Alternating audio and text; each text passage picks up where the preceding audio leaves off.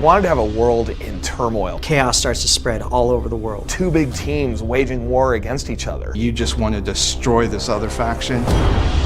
End of Nations really began as a core idea. What would the very near future be like if the economy actually did collapse? If, the world really gave rise to a military power that controlled everything. We wanted to have a definite villain, which is the Order of Nations. Under the guise of a goodwill mission, they start providing the peace and stability that the world's governments are unable to provide. And before anyone realized it, they had the power. Now they feel that their one world order is a very good thing that's key to the success of the planet. But there's a lot of rebellious forces because the Order of Nations strips you of your civil liberties. There's a lot of forces that want their freedoms back.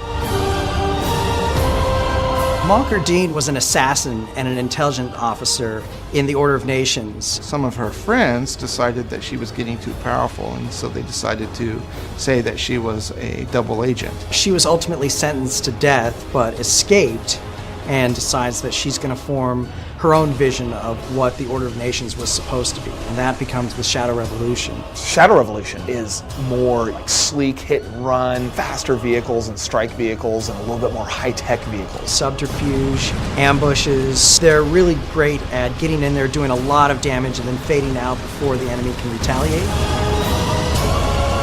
The Liberation Front is more about your democracy. They believe in honor and integrity. They believe in the way things were. The Liberation Front was a culmination of several different resistance movements started in the United States. It took somebody like Alec Chase, who was a war hero, to kind of unite these different resistance groups. It was when he was reassigned to quell a riot in Miami that he went AWOL because he refused to turn against his own citizens. Then he teamed up with Mary Dickinson, who was the deposed Lord Chancellor in England, and together they formed the Liberation Front. The Liberation Front, a lot more big traditional heavy-duty tanks and aircraft and hardware. They look for the straight-up fight. They're not the types that hide in shadows and duck around corners. They come out with all guns blazing.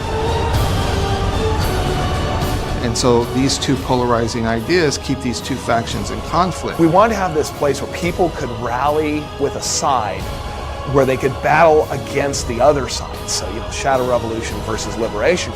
But the real enemy is much larger and much more evil. And so somehow you've got to take this other enemy who has betrayed you, who has backstabbed you, who constantly fights and nips at your heels, and make him your friend temporarily and go fight this big bad.